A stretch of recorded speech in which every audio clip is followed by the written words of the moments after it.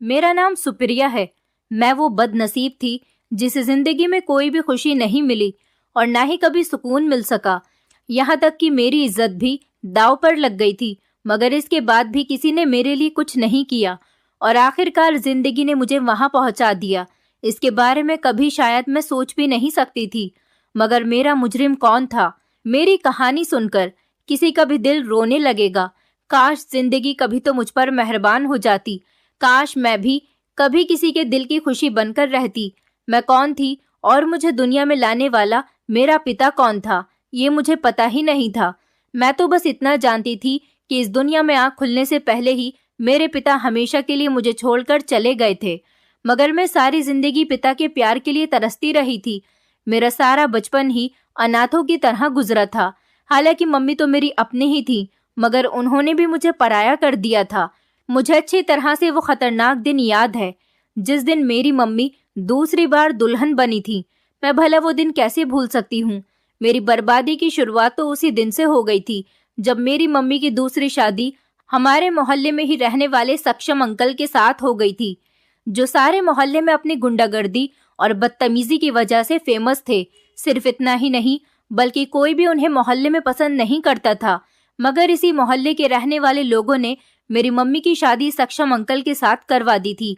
मैं उस टाइम 11 साल की थी जब ये शादी हुई थी। सक्षम अंकल तो मुझे पहले भी अच्छे नहीं लगते थे। वो एक पाँव से लंगड़ाकर चलते थे, जिसकी वजह से हर टाइम उनके हाथ में एक लाठी उनके साथ रहती थी और वो रास्ते में करीब से गुजरते हुए बच्चों को अक्सर अपनी लाठी से मार दिया करते थे। इस वजह से सारे ही बच्चे उनसे बहुत ज्यादा चिढ़ते थे और बच्चों को मारने की वजह से उनके माता पिता का झगड़ा सक्षम अंकल के साथ हो जाता था। सब मोहल्ले वाले उनसे बहुत तंग आ चुके थे। कोई भी नहीं चाहता था कि वो इस मोहल्ले में रहें, मगर उनका अपना घर हमारी गली में बना हुआ था, जिसकी वजह से कोई जोर जबरदस्ती करके उन्हें यहाँ से निकाल नहीं सकता था और वो किसी भी हाल में अपना मकान बेचने के लिए राजी नहीं होते थे, क्योंकि उनका इस दुनिया में कोई भी नहीं था। सिर्फ एक बूढ़ी माँ थी जो घर संभालती थी और अपने बेटे के सर पर सहरा बांधने के सपने देखती थी।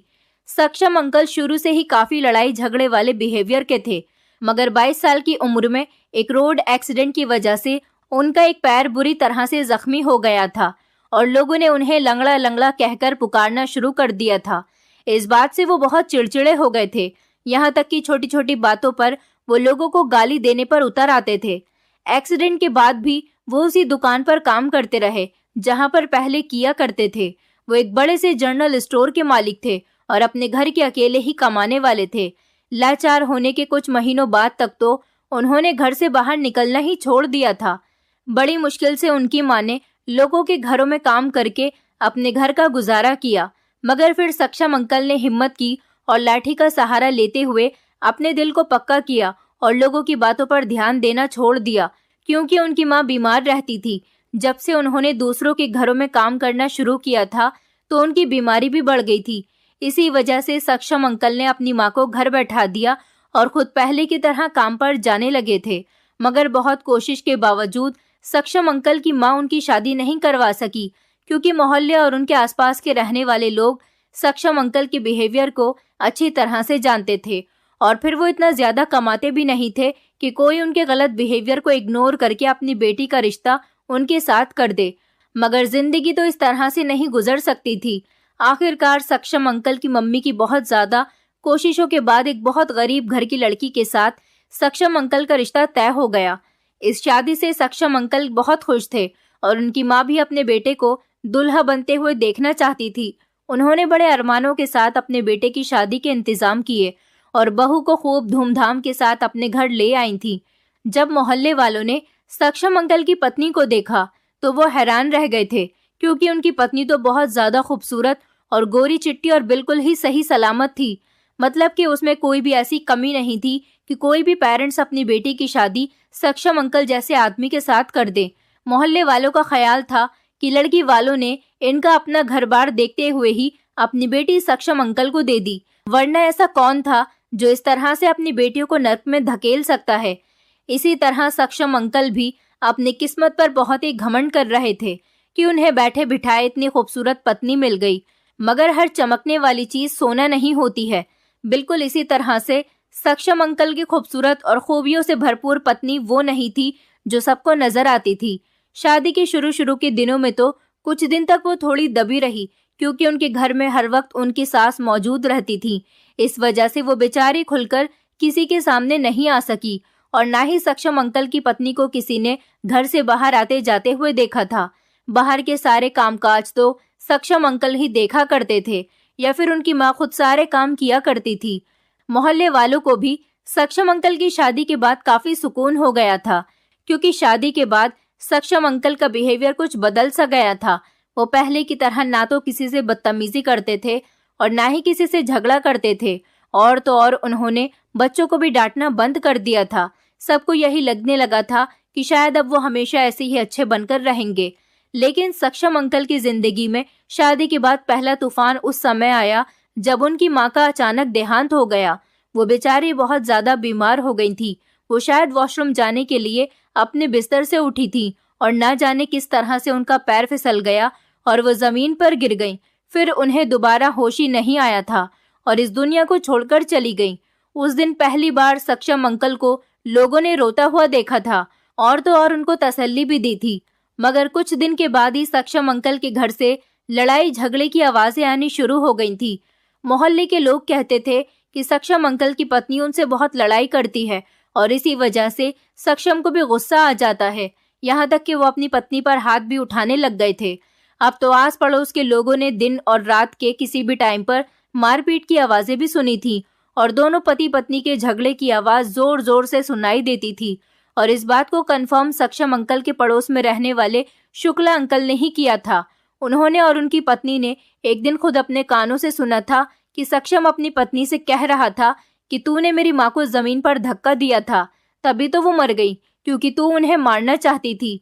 उनके होते हुए तू इस घर पर अपना राज नहीं जमा सकती थी ना, और ना ही तेरी कोई मर्जी पूरी हो रही थी जो अब तू उनके मरने के बाद पूरी करती है। ये बातें शुक्ला अंकल की पत्नी ने पूरे मोहल्ले में फैला दी थी। और फिर ऐसा वक्त भी आ गया जब सक्षम अंकल की गैर मौजूदगी में उनकी पत्नी घर से बाहर भी जाने लगी थी। जब लोगों ने ये बात सक्षम अंकल को बताई तो उन्होंने काम पर घर से बाहर जाते हुए अपने घर के दरवाजे पर ताला लगाना भी शुरू कर दिया।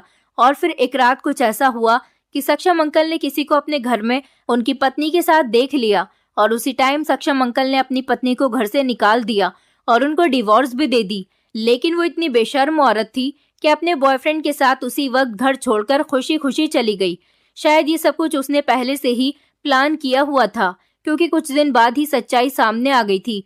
दरअसल सक्षम अंकल की पत्नी का शादी से पहले ही किसी से अफेयर चल रहा था और वो उसके साथ ही घर से भाग गई थी। फिर उस लड़की के घर वालों ने उसे बहुत तलाश किया और वापस घर ले आए थे, और उसके फौरन बाद ही उन्होंने अपनी बेटी की शादी सक्षम अंकल से करवा दी थी, ताकि उनकी इज्जत भी बच जाए और उनकी बेटी का घर भी बच जाए।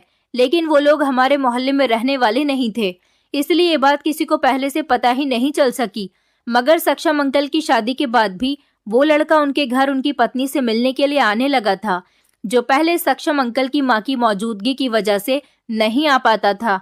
और शायद ये बात भी सच थी कि सक्षम अंकल की पत्नी ने अपनी सास को खुद ही धक्का देकर मार दिया था, और तो और वो खाने में भी उनको कुछ ऐसा मिलाकर दे रही थी जिससे उनकी तबीयत खराब रहने लगी थी। इस हादसे ने सक्षम अंकल को अंदर से बिल्कुल तोड़कर रख दिया था और उनका औरत से भरोसा ही उठ गया था।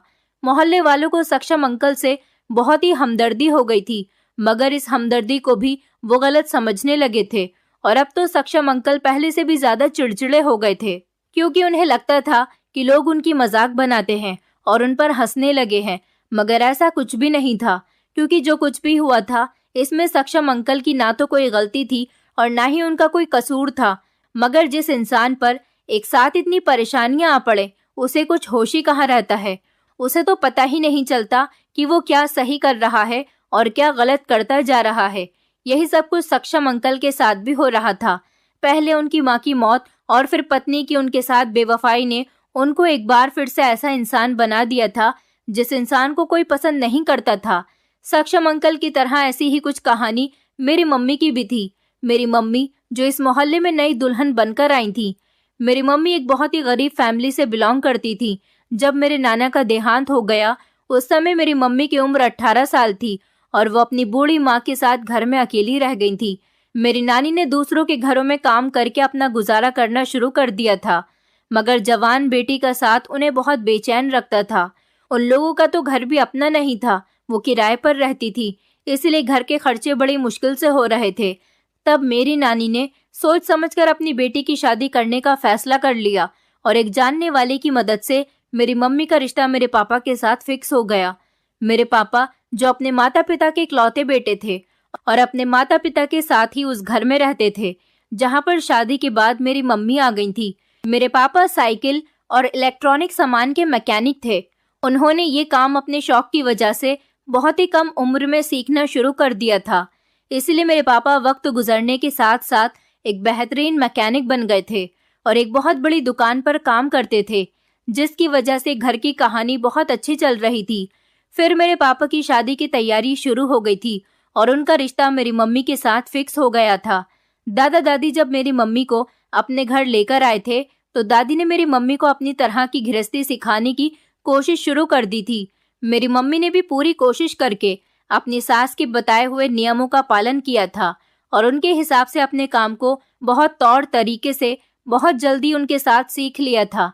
लेकिन मेरी मम्मी को अपनी माँ की तरफ से बहुत परेशानी रहती थी, इसलिए मेरे दादा दादी ने मम्मी से खुद कहा कि तुम अपनी बूढ़ी माँ को अपने साथ यहीं पर ले आओ और उनकी सेवा करो। इस तरह मेरी नानी भी मेरी मम्मी के घर पर आकर रहने लग गई थी।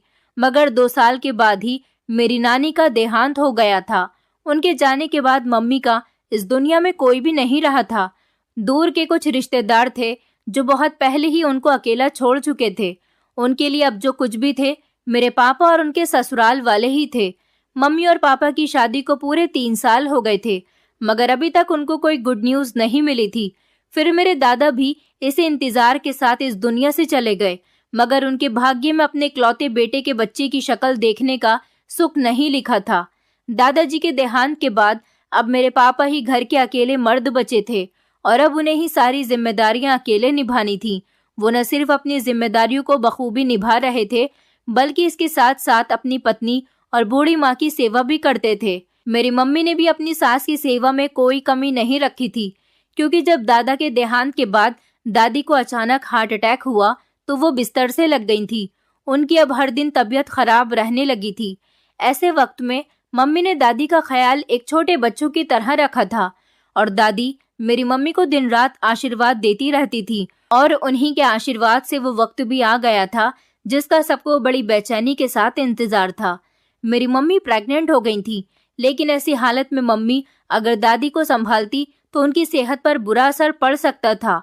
पापा ने कुछ महीने मम्मी की सहूलियत के लिए दादी की देखभाल करने के लिए एक नर्स का इंतजाम कर दिया था, जो हर टाइम दादी के साथ उनके कमरे में रहती थी। और पापा ने उस बढ़े हुए खर्च को एडजस्ट करने के लिए डबल शिफ्ट लगाना शुरू कर दी थी। उन्होंने खूब मेहनत की और अपने दिन रात एक कर दिए थे, मगर वो अपने घर वालों को किसी चीज की कमी का एहसास नहीं होने देना चाहते थे। जैसे जैसे मेरे जन्म का वक्त करीब आता गया, मेरी मम्मी और पापा की आंखों में सपने भी सजने लगे थे, मगर उन्हें क्या पता था कि उनके सारे सपने सच होने से पहले ही टूटने वाले हैं। जब अचानक मेरी दादी की तबीयत बिगड़ गई तो पापा उन्हें अस्पताल लेकर जा रहे थे। जैसे जैसे दादी की सांस उखड़ रही थी, मेरे पापा का दिल भी उदास होता चला जा रहा था। पता नहीं क्यों उन्हें आइडिया हो गया था कि अब उनकी माँ उनका साथ छोड़कर जाने वाली है। वो गाड़ी वाले को और तेज गाड़ी चलाने के लिए कहने लगे, लेकिन तभी अचानक गाड़ी का एक्सीडेंट इतना बुरा हुआ कि कोई भी नहीं बच सका था। मम्मी को जब ये खबर मिली तो वो बेहोश होकर गिर गई थी, क्योंकि ये दुख बहुत बड़ा था। माँ जैसी सास के साथ साथ उनकी जिंदगी का इकलौता सहारा भी उनसे छिन गया था। उन्होंने तो ये सोचा तक नहीं था कि उनका सुहाग इस तरह से उजड़ जाएगा। मम्मी की हालत बहुत खराब होती जा रही थी। वो अस्पताल में एडमिट थी और उनके पास एक पड़ोसन हॉस्पिटल में रहती थी जो मम्मी की देखभाल भी कर रही थी और अब उनकी हालत देखकर दिल से परेशान भी थी। बड़ी मुश्किल से 2-3 दिन तक मम्मी की हालत संभलने में लगी थी। वो पड़ोसन मम्मी को अस्पताल से घर लेकर चली गई, मगर उसके बाद मेरी मम्मी ने हंसना बोलना बिल्कुल ही छोड़ दिया था। मम्मी को समझ नहीं आ रहा था कि वो जाने वालों का दुख मनाए या फिर आने वाली जिंदगी के बारे में सोचे, जिसका भी इस दुनिया में मम्मी के सिवा कोई और सहारा नहीं था। यही सब कुछ सोचते सोचते हर टाइम मम्मी को परेशानी होती रहती थी। अगर मोहल्ले की औरतें मम्मी का साथ नहीं देती तो शायद वो खुद अपने हाथों से ही अपनी जिंदगी को खत्म कर लेती। खास तौर पर पड़ोस में रहने वाली सुनैना आंटी ने मम्मी को बिल्कुल बड़ी बहनों की तरह समझाया भी और संभाला भी था। मम्मी ने सिर्फ और सिर्फ अपने आने वाले बच्चे की खातिर जिंदा रहने का फैसला किया और दिल पर पत्थर रख लिया, मगर वो ये नहीं जानती थी कि आगे चलकर कौन कौन से तूफान उनके और उनके बच्चे की जिंदगी में आने वाले हैं। जैसे तैसे 9 महीने पूरे हुए और मैं दुनिया में आ गई थी। मेरे जन्म पर खुशियां मनाने वाले तो सब लोग दुनिया से जा चुके थे, जिस पर मेरी मम्मी भी ठीक से खुश नहीं हो पाई थी, क्योंकि उन्हें जाने वालों की याद सताने लगी और आने वाले टाइम की परेशानी के बारे में सोच सोचकर मेरी मम्मी का दिमाग खराब हो रहा था। इन्हीं हालात में उन्होंने मुझे पालना शुरू कर दिया। छोटा सा वो घर जिसमें मम्मी शादी करके आई थी, इस घर के ऊपर का पोर्शन मोहल्ले वालों की मदद से किराए पर देने के काबिल बना लिया था और फिर सुनैना आंटी के पति ने ही हमारे घर का ऊपर वाला हिस्सा किराए पर दे दिया था कि हर महीने मिलने वाले किराए की मदद से हमारा गुजारा हो सके। मगर सिर्फ किराए से जिंदगी कहाँ काटी जा सकती थी, इसलिए मम्मी मोहल्ले वालों की मदद लेने पर भी मजबूर हो गई थी। कोई भी उन्हें अपनी खुशी से कपड़े या पैसे देकर चला जाता था। मम्मी दिल पर पत्थर रखकर वो सामान लेती और बहुत रोती रहती थी, क्योंकि इसके सिवा और कोई चारा भी तो नहीं था। मेरी 27 साल की जवान मम्मी पर अब अपने अलावा एक बेटी का भी बोझ था, जिसे अब उन्हें खुद ही उठाना था और संभालना भी था। अगर सुनैना आंटी साथ नहीं देती तो शायद मेरी मम्मी कभी इतनी हिम्मत नहीं कर पाती। लेकिन सच कहते हैं कि जिंदगी सब कुछ सिखा देती है। मेरी वो मम्मी जो पति की मौजूदगी में कभी घर से बाहर तक नहीं निकली थी, अब उन्हें छोटी छोटी जरूरतों के लिए घर से बाहर निकलना पड़ जाता था। सब्जी से लेकर दवाई और जरूरत का हर सामान मम्मी को खुद ही लाना पड़ता था। शुरू के दिनों में सुनैना आंटी का बेटा या फिर पति सामान ला दिया करते थे, मगर मम्मी को ये सब कुछ अच्छा नहीं लगता था कि वो हर टाइम अपनी वजह से दूसरों को परेशान करती रहें। और आखिर ऐसा कब तक चलता? सारी जिंदगी तो किसी का बोझ नहीं उठाया जा सकता। इसलिए मम्मी ने खुद ही हिम्मत की और जितना मुमकिन हो सका था अपने काम खुद करना शुरू कर दिया था, जिसका नतीजा ये निकला था कि मम्मी धीरे धीरे अब आत्मनिर्भर बन गई थी और उन्होंने हालात का सामना करना भी सीख लिया था। धीरे धीरे वक्त गुजरने लगा था और मैं स्कूल जाने के काबिल हो गई थी, तो मम्मी ने सुनैना आंटी की मदद से मेरा पास के ही एक सरकारी स्कूल में एडमिशन करवा दिया था, जहाँ पर फीस का खर्चा भी नहीं था और बुक्स वगैरह भी फ्री में मिल जाती थी। बाकी की मदद मोहल्ले वाले कर दिया करते थे। मैं सुनैना आंटी के पोते और पोती के साथ स्कूल चली जाती थी और उन्हीं के साथ वापस भी आ जाती थी। मगर मेरी जिंदगी में शुरू से ही हर चीज की कमी थी। घर में दादा दादी, कोई चाचा बुआ या बहन भाई में से किसी भी रिश्ते का कोई साथ नहीं था और सबसे बड़ा सहारा तो पिता होता है, जो मेरे जन्म से पहले ही मुझसे छिन गया था। मैंने कभी अपने पापा को देखा ही नहीं था और उन दिनों मोबाइल भी आम नहीं थे कि उसमें पापा की कोई फोटो होती जो मम्मी मुझे दिखा देती। एक बार जब मैं 7 साल की थी, उस वक्त मम्मी ने संदूक में से अपनी और पापा की शादी की फोटो निकालकर मुझे दिखाई थी, तो मैंने उन फोटोज में से एक फोटो को अपने तकिए के नीचे रख लिया, जो मैं रोज देखती और उस फोटो से बातें करती थी। इससे ज्यादा मुझे कुछ पता नहीं था कि मेरे पापा कैसे थे और कौन थे, क्योंकि सिर्फ फोटो देखकर या नाम जान लेने से तो कुछ नहीं होता। मेरा भी दिल चाहता था कि मेरे भी पापा होते, जैसे मोहल्ले में सब बच्चों के थे। वो सब अपने अपने पापा के साथ दुकान पर चीज लेने के लिए जाते थे, मगर मेरा तो कोई भाई भी नहीं था जिससे मैं चीज मंगवा लेती या जो मुझे स्कूल छोड़ने जाता। दुनिया में सिर्फ मैंने एक ही रिश्ता देखा था और वो मेरी माँ थी। लेकिन पता नहीं क्यों मम्मी बहुत उदास और खामोश सी रहा करती थी। मैंने कभी मम्मी को ठीक से हंसते बोलते नहीं देखा था, बल्कि वो तो मुझे भी खेलते हुए शोर तक नहीं करने देती थी। हमेशा मुझे हल्की आवाज में बोलने के लिए ही कहती थी और थोड़ा सा खेलने के बाद ही मना कर दिया करती थी। ना ही मुझे मम्मी मोहल्ले में किसी के घर जाने देती थी और ना ही किसी के साथ खेलने की परमिशन देती थी।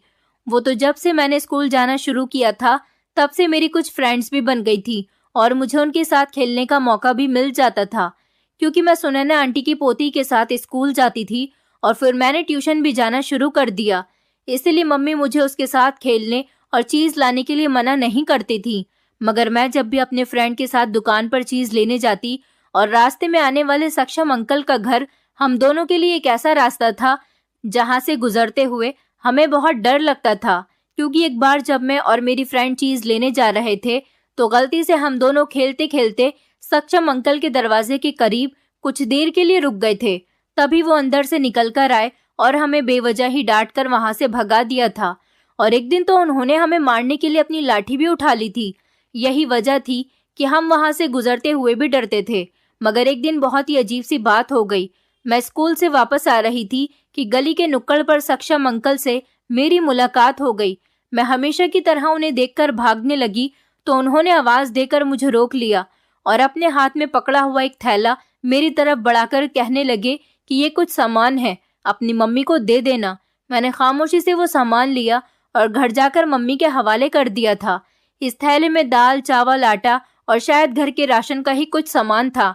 मैंने यही सोचकर वो सामान रख लिया, क्योंकि मोहल्ले वाले हमेशा मेरी मम्मी को कोई ना कोई सामान देते रहते थे, तो सक्षम अंकल ने भी इसी वजह से दिया होगा। मगर मम्मी को हैरानी हुई थी, इतने सालों में पहली बार उन्होंने हमारे लिए मदद के लिए कुछ भेजा था। लेकिन उसके बाद हर दूसरे तीसरे दिन यही सब कुछ होने लगा। यहाँ तक कि 1-2 हफ्ते गुजरने के बाद सक्षम अंकल दरवाजे पर दस्तक देकर मम्मी को सब्जी भी देकर जाने लगे।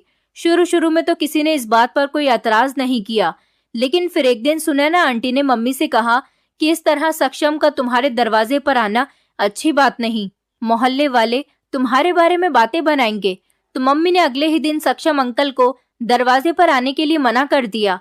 इस बात पर उन्हें बहुत गुस्सा तो आया, मगर वो चुपचाप वहां से चले गए, क्योंकि वो जानते थे कि जरूर ये बात मोहल्ले वालों ने ही कही होगी, वरना किसी की मदद करना तो कोई बुरी बात नहीं। फिर एक रात ऐसा हुआ कि अचानक से मेरे पेट में दर्द होने लगा। तेज बुखार भी था, मगर पेट का दर्द रुकने का नाम ही नहीं ले रहा था। मम्मी घर में अकेली थी और बहुत परेशान हो गई। बराबर में सुनैना आंटी का घर भी खाली पड़ा हुआ था, क्योंकि वो लोग कहीं शादी में गए हुए थे। मम्मी को ये बात पता थी, इसलिए मदद मांगना मुश्किल था। मम्मी ने परेशान होते हुए दूसरे वाले घर का दरवाजा बजाया, लेकिन रात के 3 बजे किसी ने दरवाजा नहीं खोला। जरूर इतने टाइम पर तो लोग अपने बिस्तर में सो रहे होंगे। मम्मी ने फिर से दरवाजा बजाया, मगर मायूस होकर मम्मी घर में आने ही वाली थी कि अचानक सक्षम अंकल ने पीछे से मम्मी को आवाज लगा दी और पूछा कि सब ठीक तो है। तो मम्मी ने परेशान होते हुए बताया कि मेरी बेटी की तबीयत बहुत खराब है और उसे अस्पताल लेकर जाना होगा। तब सक्षम अंकल मुझे उठाने के लिए घर के अंदर आ गए, मगर उसी टाइम पड़ोसी भी जाग गए, जिनका मम्मी दरवाजा बजा रही थी, और उन्होंने सक्षम अंकल को रात के इस टाइम हमारे घर में जाते हुए देख लिया तो पता नहीं क्या सोच लिया। हालांकि वो तो हमारी मदद करने के लिए आए थे। उन्होंने ही मुझे और मम्मी को अस्पताल पहुंचाया और सारी रात हम दोनों माँ बेटी अस्पताल में रहे। फिर जब अगले दिन घर आए तो मोहल्ले में अजीब अजीब तरह की बातें हो रही थी। मोहल्ले की एक औरत ने घर आकर बताया कि तुम्हारे बारे में कुछ लोग अजीब बातें कर रहे हैं कि सक्षम और तुम्हारा कोई चक्कर चल रहा है, तभी तो वो तुम लोगों के साथ हमदर्दी दिखाता है। ये सुनकर मम्मी के होश उड़ गए थे, क्योंकि ऐसी तो कोई बात भी नहीं थी। सक्षम अंकल ने मम्मी से कोई फालतू बात नहीं की थी और ना ही उनकी तरफ कभी नजर उठाकर भी देखा था, मगर कहने वालों की जबान कौन पकड़ सकता है। ऊपर से सुनैना आंटी और उनके घर वाले भी मौजूद नहीं थे कि वो मम्मी का साथ दे पाते। 2 दिन बाद वो वापस आए और मोहल्ले में होने वाली बातें उनके कानों में पड़ गईं, तो वो भी परेशान होते हुए मम्मी से मिलने चली आईं। उन्होंने मम्मी को हौसला दिया और कहा कि सब ठीक हो जाएगा, मगर कुछ दिन बाद सब ठीक होने के बजाय और बिगड़ गया। जब सुनैना आंटी ने मम्मी को आकर बताया कि मोहल्ले के सारे लोग इस बात पर अड़ गए हैं कि तुम्हारी शादी सक्षम के साथ कर दी जाए, क्योंकि तुम कब तक अकेली अपनी बेटी के साथ गुजारा करोगी। कल को कोई भी परेशानी आने पर जब भी कोई तुम्हारी मदद करेगा तो उसमें लोग तुम्हें बदनाम जरूर करेंगे। सुनैना आंटी की बात सुनकर मम्मी खामोश हो गई, क्योंकि मम्मी सक्षम अंकल से तो क्या किसी से भी शादी नहीं करना चाहती थी, लेकिन सबकी बातों और अजीब से बिहेवियर ने मम्मी को मजबूर कर दिया था और फिर उन्होंने मोहल्ले वालों की बात मान ली। सक्षम अंकल भी मेरी मम्मी की तरह मजबूर हो गए थे, क्योंकि लोग तो पहले ही उनके खिलाफ थे और उन्हें मोहल्ले में रहने देने पर तैयार भी नहीं थे, जबकि उनका घर अपना था, इसलिए कोई भी उन्हें यहाँ से निकाल नहीं सकता था। मम्मी के साथ जब सक्षम अंकल की शादी हो गई तो हम दोनों माँ बेटी अपना घर छोड़कर उनके घर में शिफ्ट हो गए थे। हमारे घर का ऊपर वाला पोर्शन तो पहले से ही किराए पर था। सक्षम अंकल के घर जाने के बाद मम्मी ने हमारे घर का नीचे वाला पोर्शन भी किराए पर दे दिया और जिंदगी की नई शुरुआत की। शुरू शुरू में तो सब कुछ नॉर्मल ही लग रहा था। रोज की तरह सक्षम अंकल अपनी दुकान पर जाते थे और वापस आते हुए घर के लिए राशन भी ले आते थे, जो मम्मी घर में बैठे बैठे घर चलाने के लिए इस्तेमाल करती थी। यहाँ तक कि वो सब्जी भी मम्मी को खुद ही लाकर दिया करते थे। मम्मी को किसी भी काम के लिए बाहर नहीं जाना पड़ता था और मैं पहले की तरह सुनैना आंटी की पोती के साथ स्कूल जाती थी। मुझे सक्षम अंकल से बहुत डर लगता था, इसलिए मैं उनसे दूर दूर ही रहती थी, मगर वो मेरे लिए हर चीज लाते थे और मुझसे बात करने की कोशिश भी करते थे ताकि मैं उनके साथ अटैच हो सकूं। फिर मम्मी ने भी मुझे कई बार ये बात समझाई थी कि वो तुम्हारे सौतेले ही सही मगर अब तुम्हारे पिता तो हैं, इसलिए मैं उनको पापा कहकर पुकारा करूं। मगर मैं उनसे बातें कब करती थी? ना तो मैं उनसे कभी कोई चीज मांगती थी और ना ही उनके पास जाती थी। मम्मी ने सोचा कि टाइम के साथ साथ मुझे भी आदत हो जाएगी और मैं समझ जाऊंगी, मगर इससे पहले कि वक्त बदलता सक्षम अंकल की आदतें कुछ बदलने लग गई थी। वो पहले की तरह लड़ाई झगड़ा और गुस्सा तो नहीं करते थे, मगर उन्होंने जुआ खेलना शुरू कर दिया था और ये लत पता नहीं उनको कैसे लग गई थी। मगर वो अपनी दुकान से फ्री होने के बाद जुए के अड्डे पर चले जाते थे। मुश्किल से हमारे 2 साल सुकून से गुजर गए थे, मगर जब मम्मी और सक्षम अंकल की शादी को तब ये नई परेशानी खड़ी हो गई थी। पहले तो मम्मी को ये सब पता नहीं था, क्योंकि सक्षम अंकल झूठ बोलते थे कि मैं किसी और दुकान पर भी काम करता हूँ। लेकिन जब उन्होंने घर में पैसे देना बंद कर दिए तो मम्मी को शक हो गया। मम्मी ने सुनैना आंटी से कहकर पता करवाया तो मालूम हुआ कि वो जुए की लत में पड़ गए हैं। ये खबर सुनकर मेरी मम्मी बहुत परेशान हो गई थी, क्योंकि वो तो पहले ही हालत की मारी हुई थी, ऊपर से अब मैं भी बड़ी हो रही थी। ऐसे में सौतेले पिता के साथ रहना ठीक नहीं था। अब हमारी बर्बादी के दिन शुरू हो चुके थे, क्योंकि कुछ महीनों के अंदर ही सक्षम अंकल ने मम्मी के साथ लड़ना झगड़ना शुरू कर दिया था। वो सारे पैसे जुए में हारने लगे थे और घर में मौजूद कीमती सामान भी बेचकर जुआ खेलने चले जाते थे। मम्मी ने उनको समझाने की बहुत कोशिश की, मगर वो नहीं समझे। इसी परेशानी की वजह से मम्मी का ब्लड प्रेशर एकदम से इतना हाई हो जाता था कि मम्मी को होश ही नहीं रहता था। डॉक्टर ने मम्मी को पाबंदी से दवाई लेने की एडवाइस दी थी। सक्षम अंकल के साथ रोते धोते जिंदगी गुजर रही थी। उन्होंने कुछ ही महीने में सब कुछ बर्बाद कर दिया था, यहाँ तक कि उन्होंने अपना मकान भी बेच दिया, जो कल तक वो किसी कीमत पर भी बेचने के लिए तैयार नहीं होते थे।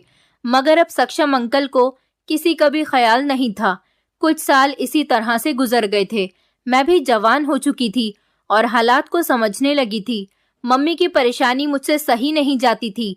जब सक्षम अंकल ने अपना घर बेचा था तो हम लोग दोबारा अपने घर में शिफ्ट हो गए थे, मगर सक्षम अंकल भी हमारे साथ ही थे और ऊपर वाले पोर्शन से किराया मिलता रहता था। इसी से जिंदगी गुजर रही थी।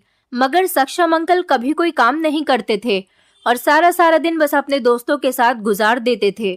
अब तो ऐसा होने लग गया था कि अक्सर रात को वो घर भी नहीं आते थे और मम्मी को मेरी फिक्र सताती थी। मेरी मम्मी ब्लड प्रेशर की बीमार बन चुकी थी और फिर उनको शुगर भी लग गई। फिर वो दिन ब दिन कमजोर होती जा रही थी। मैंने घर के हालात और अपनी मम्मी की हालत को देखते हुए काम करने की जिद की। हालांकि 9वीं कक्षा पास करने के बाद मैंने स्कूल छोड़ दिया था और इसके जिम्मेदार भी हमारे हालात ही थे। मगर 9वीं पास लड़की को कोई जॉब नहीं मिल सकती। फिर मैंने किसी की मदद से एक बंगले में काम करना शुरू कर दिया और मम्मी से झूठ बोल दिया था कि मैं किसी क्लिनिक पर काम करती हूँ। मम्मी की हालत तो ऐसी थी कि वो कहीं आती जाती भी नहीं थी। फिर ना चाहते हुए भी मम्मी ने मुझे काम करने की परमिशन दे दी, मगर जब तक मैं घर से बाहर रहती मम्मी मेरे लिए परेशान रहती थी। सुनैना आंटी भी बूढ़ी हो चुकी थी। अब वो हमारे घर तो नहीं आती थी, लेकिन मम्मी उनके घर जाकर उनकी खबर ले लेती थी। मुझे बंगले में काम करते हुए 3 महीने हो गए थे और वैसे तो सब कुछ ठीक चल रहा था।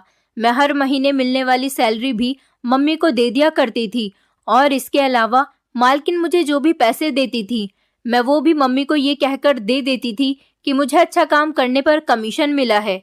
मम्मी भी खामोशी से पैसे रख लेती थी, क्योंकि मेरी सैलरी से ही घर का गुजारा हो रहा था। फिर मेरी जिंदगी में अचानक से एक तूफान आया। मैं एक दिन बंगले में काम करने गई तो मालकिन वहां पर मौजूद नहीं थी, सिर्फ मालिक ही बैठे हुए थे। उन्होंने मुझे देखकर कहा कि तुम्हारी मालकिन कहीं गई हुई हैं, इसलिए तुम भी छुट्टी कर लो। मैं वापस आने ही वाली थी कि मालिक ने कहा, अब जब आ ही गई हो तो मेरे लिए एक कप चाय बना दो। मैं चुपचाप किचन में चली गई। मैं चाय बनाकर मालिक के कमरे में गई तो उन्होंने मेरे साथ जबरदस्ती करने की कोशिश की। मैं चीखने लगी, मगर मेरी मदद के लिए कोई नहीं आया था। मैंने टेबल पर रखा हुआ फ्लावर पॉट मालिक के सर पर मारा और वहां से भागने में कामयाब रही। मुझे हैरानी हुई कि उस दिन चौकीदार भी ड्यूटी पर नहीं था। शायद मालिक ने पहले ही सबको छुट्टी दे दी थी और मेरे लिए वो जाल बिछाए हुए बैठे थे। मैं बड़ी मुश्किल से अपनी इज्जत बचाकर वहां से भागती हुई घर तक आई थी। घर जाते ही मैंने मम्मी को सीने से लगाकर रोना शुरू कर दिया। मेरे हाल को देखकर मम्मी बहुत परेशान हो गई थी।